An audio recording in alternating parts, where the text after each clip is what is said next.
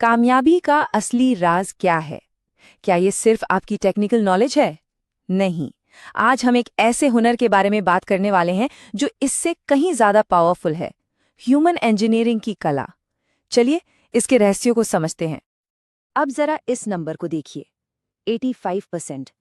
Carnegie foundation की एक research से पता चला कि हमारी फाइनेंशियल सक्सेस का 85% हिस्सा लोगों से डील करने की कला, मतलब ह्यूमन इंजीनियरिंग, हमारी पर्सनालिटी और लोगों को लीड करने की काबिलियत से आता है। सोचिए, इतिहास की सबसे कामयाब लोगों में से एक जॉन डी रॉकफेलर ने क्या कहा था। उन्होंने कहा, लोगों के साथ व्यवहार करने की जो काबिलियत है ना, वो भी चीनी या कॉफी की तरह खरीदी जा सकती है, और मैं इस काबिलियत के लिए दुनिया की किसी भी दूसरी चीज से ज्यादा कीमत चुकाने को तैयार हूं। कमाल है ना? ये बात वो इंसान कह रहा है जिसके पास दुनिया की लगभग सारी दौलत थी। इससे आप अंदाजा लगा सकते हैं कि ये हुनर असल में कितना कीमती है। तो इस कला में महारत हासिल करने के लिए हम 5 जबरदस्त सीक्रेट्स को समझेंगे। सबसे पहले देखेंगे कि उस 85% के पीछे की सच्चाई क्या है। फिर जानेंगे कि आलोचना मतलब क्रिटिसिज्म हमेशा फेल क्यों हो जाता है।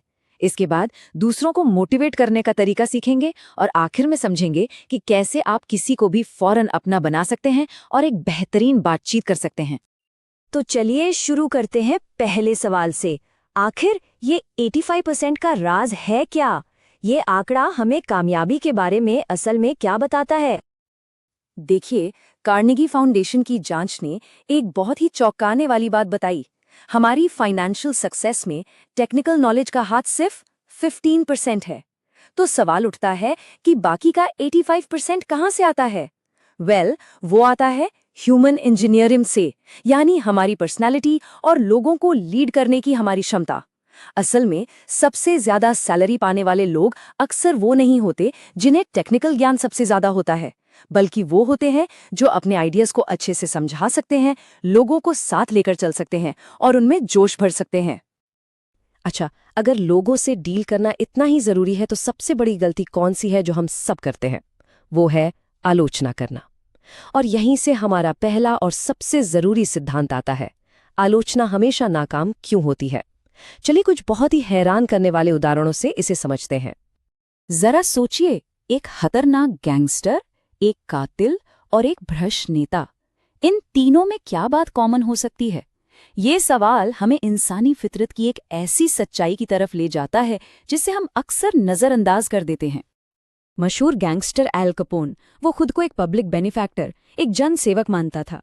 टू गन क्राउली, जो एक कुख्यात कातिल था, जब उसे सजाए मौत दी जा रही थी तो वो कह रहा था कि ये सजा मुझे खुद का बचाव करने के लिए मिल रही है। और तो और एक बड़े घोटाले में फंसे एल्बर्ट फॉल की पत्नी का कहना था कि उसकी पति ने किसी को धोखा नहीं दिया, बल्कि उसके साथ धोखा हुआ है। मतलब इनमें से किसी ने भी अपनी गलती नहीं मानी। कितनी अजीब बातें हैं ना? हर कोई अपने किए को सही ठहरा रहा था। तो पहला सिद्धांत बिल्कुल साफ है, आलोचना, निंदा या शिकायत मत कीजिए। देखिए, क्रिटिसिज्म एक तरह से उन कबूतरों जैसा होता है जो हमेशा उड़कर अपने घर वापस आ जाते हैं। ये लौटकर आप ही के पास आएगी। जिस इंसान की हम बुराई करते हैं वो सिर्फ अपना बचाव करेगा और हो सकता है बदले में हमारी बुराई करने लगे। पता है, अब्राहम लिंकन ने भी ये सबक बहुत कड़वे अनुभव से सीखा था। गेटिसबर्ग की मशहूर लड़ाई के बाद जब उनके जनरल मीड ने दुश्मन की भागती हुई सेना का पीछा नहीं किया तो लिंकन को इतना गुस्सा आया कि उन्होंने एक बहुत ही तीखा खत लिखा, लेकिन उन्होंने वो खत कभी भेजा ही नहीं। वो रुक गए और उन्होंने सोचा कि अगर मैं मीड की जगह होता तो शायद मैं भी वही करता जो उसने किया। उन्हें ये एहसास हुआ कि ये खत भेजने से सिर्फ नाराजगी बढ़ेगी और मीड का मनोबल टूटेगा, और कुछ नहीं। कन्फ्यूशियस ने भी क्या खूब कहा है, अपने पड़ोसी की छत पर पड़ी बर्फ की शिकायत मत करो जब तुम्हारी अपनी दहलीज साफ ना हो।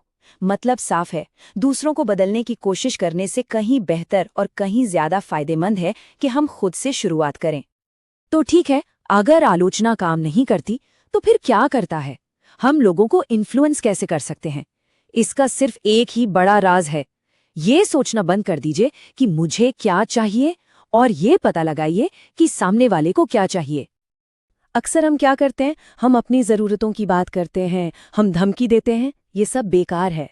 असरदार तरीका क्या है?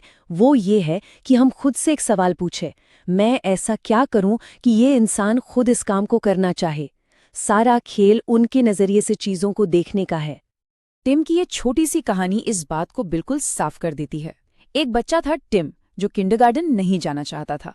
उसके माँ बाप ने डांटा, धमकाया, सब बेकार गया।